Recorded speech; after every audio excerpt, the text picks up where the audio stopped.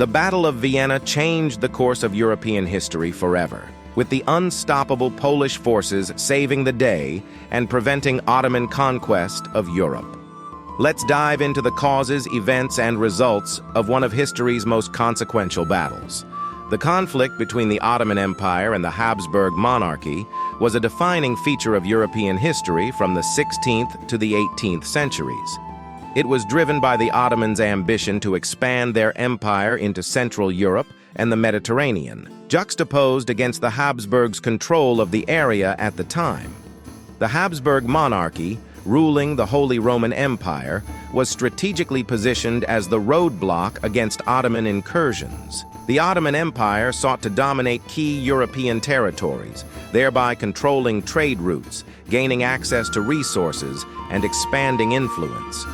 The rivalry also had a profound religious dimension. The Habsburgs viewed themselves as the defenders of Christendom against the Muslim Ottomans, a role that was deeply intertwined with their political and dynastic ambitions. This religious aspect helped gain support from other European states such as Poland, who saw the Habsburg struggle as a common Christian cause. This would later lead to the creation of the Holy League.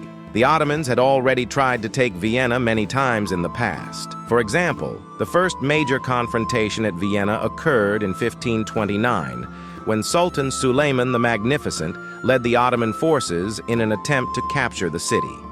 This siege was a significant episode in the protracted conflict between the two empires. Despite being heavily outnumbered, the Viennese defenders, led by Nicholas Graf Salm, mounted a resolute defense. Factors such as bad weather, logistical challenges, and the determined resistance of the defenders led to the Ottomans' failure to breach the city walls. The siege was lifted, and the Ottomans retreated, marking a significant setback for Suleiman's ambitions.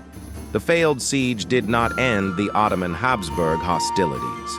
Instead, it set the stage for a series of subsequent military engagements over the next century and a half.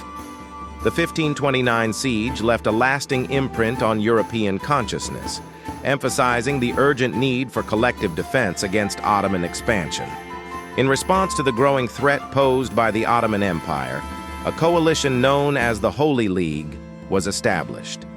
This alliance was crucial in organizing a unified military response to the Ottoman siege of Vienna. The League consisted of the Habsburg monarchy, the principal European power directly threatened by the Ottomans. The Habsburgs sought to defend their capital, Vienna, and their broader territories. The Polish-Lithuanian Commonwealth, led by King John III, Sobieski, who played a pivotal role in the battle.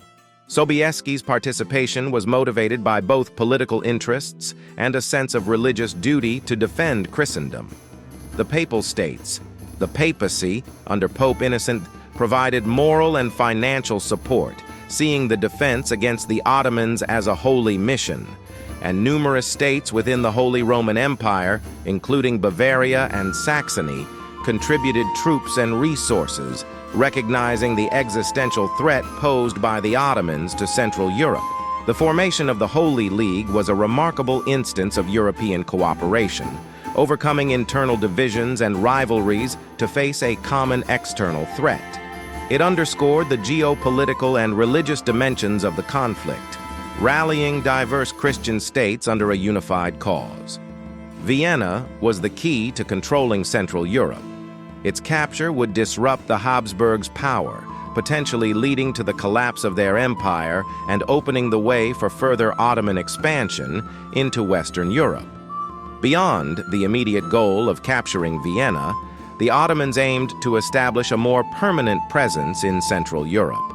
This would secure important trade routes, increase their influence, and spread Islam. Kara Mustafa gathered a massive army, estimated to be around 150,000 strong, comprising various contingents from across the Ottoman Empire, including Janissaries, Sipahis, and auxiliary forces. The siege of Vienna began on July 14, 1683. The city, a vital strategic and symbolic target, was well prepared with strong fortifications and defensive walls, which had been enhanced following the previous Ottoman siege in 1529. The Ottomans employed a combination of artillery bombardments and mining operations aimed at breaching the city walls. Their forces surrounded Vienna, cutting off supplies and attempting to wear down the defenders through continuous pressure. The defense was orchestrated by Count Ernst Rüdiger von Starhemberg, who demonstrated remarkable resilience and tactical acumen. Despite the overwhelming odds, he maintained the morale and fighting spirit of the city's defenders. The defenders faced severe shortages of food, ammunition, and medical supplies. The prolonged siege strained their resources, making the defense increasingly difficult as time went on. The Ottoman forces launched relentless attacks, employing artillery, infantry assaults, and mining operations to weaken the city's fortifications. The defenders had to repel multiple assaults daily, often engaging in brutal, close-quarter combat. Starhemberg and his officers used innovative defensive tactics, including counter-mining operations to thwart Ottoman tunnels and sallying out to disrupt Ottoman siege works. These efforts, combined with the stout walls, helped hold the Ottomans at bay until help arrived. On September 12, 1683, the long-awaited relief army arrived at the Kahlenberg Mountain near Vienna. This coalition comprised approximately 70,000 troops from various Holy League members, including Polish, Austrian, and German forces. The relief force was commanded by King Jan III Sobieski of Poland, a seasoned military leader renowned for his tactical prowess and charismatic leadership. His presence was crucial in uniting the diverse forces and orchestrating a coordinated attack. The relief army strategically positioned itself on the high ground, giving them a tactical advantage. Sobieski planned a multi-pronged attack, with infantry and artillery engaging the Ottoman forces to soften their defenses before the decisive cavalry charge. The iconic winged hussars, led by Sobieski himself, formed the core of the cavalry charge. These heavily armored and highly mobile cavalry units were renowned for their combat effectiveness and psychological impact on the battlefield. On the afternoon of September the 12th, Sobieski led the largest cavalry charge in history. The winged hussars, along with other cavalry units, descended from the Kahlenberg, smashing into the Ottoman lines with tremendous force. The charge created chaos and panic among the Ottoman troops, who were unable to withstand the ferocity and momentum of the attack. The cavalry charge decisively broke the Ottoman lines, leading to a rout of their forces. The defenders within Vienna simultaneously launched a sortie, attacking the besiegers from the rear. The coordinated assault from both the relief army and the city's defenders led to the collapse of the Ottoman siege. Following their defeat at Vienna, the Ottoman forces rapidly retreated, suffering heavy losses. Grand Vizier Kara Mustafa Pasha, blamed for the failure, was executed upon his return to the Ottoman Empire. The victory at Vienna allowed the Habsburg monarchy to consolidate its control over its territories and reclaim land lost to the Ottomans. It also strengthened their position within the Holy Roman Empire and in European politics. The battle was a catalyst for the Great Turkish War, 1683-1699, during which the Holy League continued to push back against Ottoman territories in Europe. This war ultimately culminated in the Treaty of Karlowitz in 1699, which significantly curtailed Ottoman influence in Central Europe. The defeat marked the beginning of the Ottoman Empire's gradual decline. It lost its status as the dominant power in Southeast Europe and faced increasing challenges both internally and from external adversaries. The Habsburg monarchy emerged stronger, expanding its influence and territory. The victory at Vienna enhanced its reputation as a bulwark against Ottoman and Muslim expansion into Europe. The success of the Holy League demonstrated the potential of European unity against common threats.